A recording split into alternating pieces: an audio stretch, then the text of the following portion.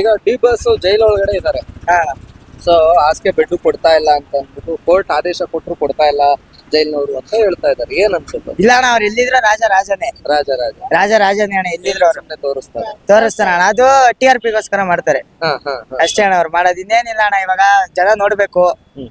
ಇವಾಗ ಜನ ನೋಡ್ಬೇಕು, TRP ಗೋಸ್ಕರ ಮಾಡ್ತಾರೆ. ಇವ್ ನೋಡ್ರಿ, ದರ್ಶನ್ ಅವ್ರಿಗೆ ಹಾಸಿಗೆ ದಿಂಬಿ ಏನು ಕೊಡ್ತಾ ಇಲ್ವಂತೆ. ಹ್ಮ್. ಅದಕ್ಕೋಸ್ಕರ ಈ ತರ ಮೀಡಿಯಾದವರೆಲ್ಲ ಮಾಡ್ತಾರೆ. ಹ್ಮ್. ಅದೆಲ್ಲ ತಪ್ಪಣ.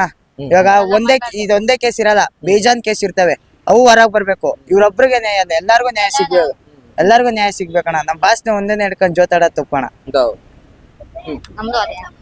ಅದನ್ನ ಅವಂದ್ ಹೇಳಿದ್ದೆ ನೀನ್ ಹೇಳ್ಬಾರ್ದು. ನಿನ್ ಮನಸ್ಥಿತಿಲಿ ಏನಾಯ್ತು ಅದನ್ನ ಹೇಳ್ಬಾರ್ದು. ನಮ್ ಬಾಸ್ ಬೇಗ ಈಚೆ ಬರ್ಬೇಕು.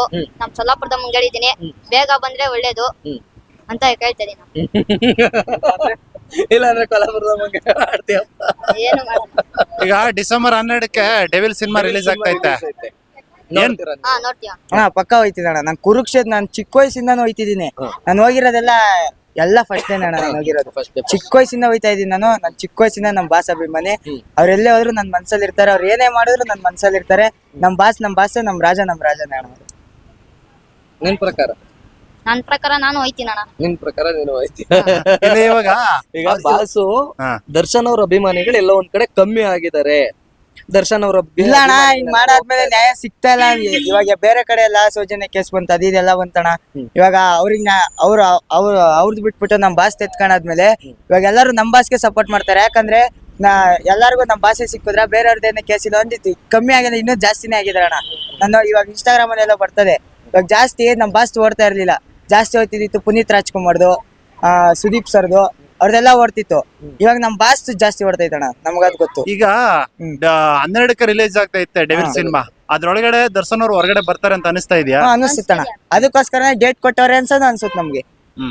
ಒಂದ್ ವೇಳೆ ದರ್ಶನ್ ಅವ್ರು ಹೊರಗಡೆ ಬಂದಿಲ್ಲ ಅಂದ್ರೂ ಒಂದು ಸಿನಿಮಾನ ನೀವು ಅಭಿಮಾನಿಗಳು ಗೆಲ್ಲಿಸ್ತೀರಾ?